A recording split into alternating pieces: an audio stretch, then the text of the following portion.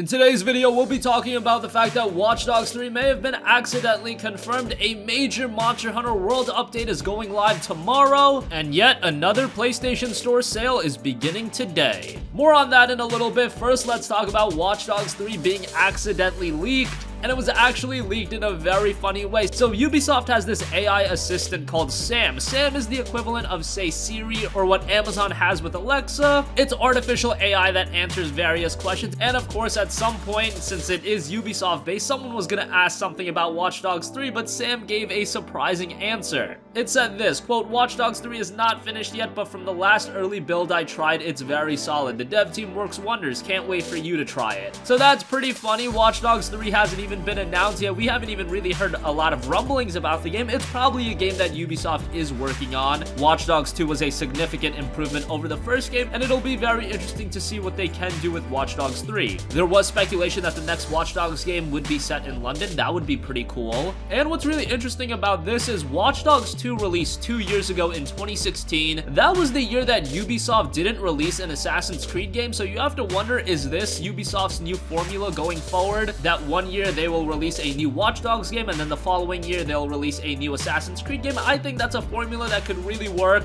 Instead of trying to spam releases every year, they never did that with Watch Dogs, but of course with Assassin's Creed they did do that. Instead, if Ubisoft's goal is to give players a big open world game every year, but from two very different franchises, I think that's something that could turn out really well. And during that year, whichever franchise takes a break, this year being Assassin's Creed, can still keep the content flowing in that game by releasing new stuff and updating the game to always keep the player engaged to those franchises. I think that's a formula that could really work instead of Ubisoft's every year let's put out a new Assassin's Creed game, or God forbid every year if they tried to release a Watch Dogs game, the games would just get stale very fast. I think this is the way to go, and considering that E3 is right around the corner, we'll probably hear something about Watch Dogs 3 then, and this could be a game that releases later in the year in 2018. Let's hope that's the case. And by the way, I do know that the first Watch Dogs game did turn a lot of gamers off. I've always equated it to the very first Assassin's Creed game. While very interesting in premise, there were some issues, but Watch Dogs 2 was a great follow-up to Watch Dogs, much like Assassin's Creed 2 was to Assassin's Creed. I can always draw parallels between those two franchises, and some gamers have drawn connections even deeper than that, but I won't get into that. I would just recommend, if the first Watch Dogs game did turn you off, I would still tell you give Watch Dogs 2 a shot, especially because you can find it relatively cheap these days. So moving on from that, Monster Hunter World has been one of the best games of 2018 thus far, an early contender for Game of the Year, and Capcom has shown that this is an experience that they are going to keep updated, and best of all, there are a lot of free updates coming out. Well, Capcom has revealed kind of out of the blue that a brand new Monster Hunter World update will be released tomorrow on April 18th. The major new item in this update is a new quest type called Siege. It's essentially similar to a multiplayer raid, so kind of funny that they release something major like that out of the blue with little to no promotion at all, but hey, it's free content, you really can't go wrong with it. And Capcom describes Siege as this: each hunting party will split off into groups of up to 4 hunters each, but will be working together to investigate and hunt down the same Kulve Taroth. The primary goal of this siege is to repel Kulve Taroth, but its shimmering golden mantle happens to be a collection of shiny weapon relics it has gathered along its journey through the new world. We don't have much information on when and where Kulve Taroth has amassed all these relics, so the nature and quality of these weapons are entirely up to fate.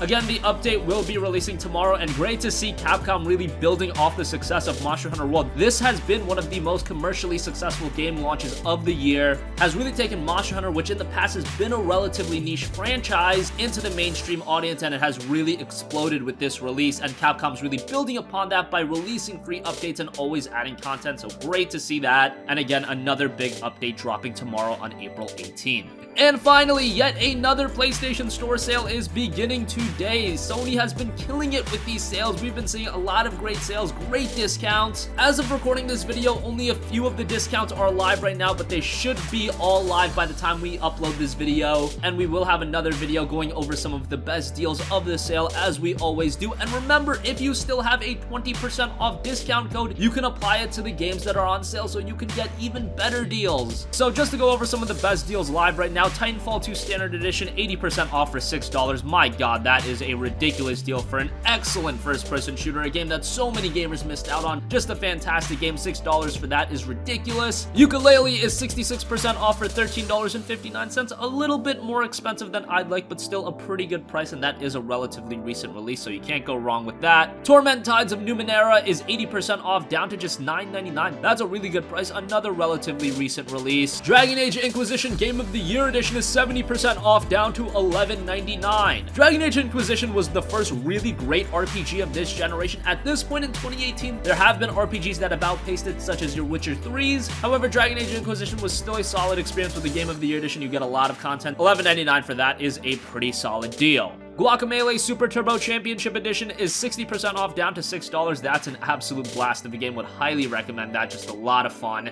And those are just some of the deals. We'll have a more in-depth video looking at some of the best deals of this sale in a little bit, so stay tuned for that. And that's gonna conclude this video. Let us know your thoughts in the comments section down below. What do you think about Watch Dogs 3 being accidentally slipped? Looks like this could be a game that releases later this year. Let's hope for that. Let us know your thoughts on that. And if you're still playing Monster Hunter World, remember there is an update dropping tomorrow, and it looks to be pretty big, so you should be excited for that. And let us know if you're picking up anything from this PlayStation Plus double discount sale. That's what it's being called. PlayStation Plus subscribers are saving double the amount over non-subscribers, so being a Plus subscriber will pay dividends if you want to take part in this sale. Again, a more lengthy video covering that sale in a little bit. Sound off with your thoughts in the comment section down below. Thank you for watching, and goodbye.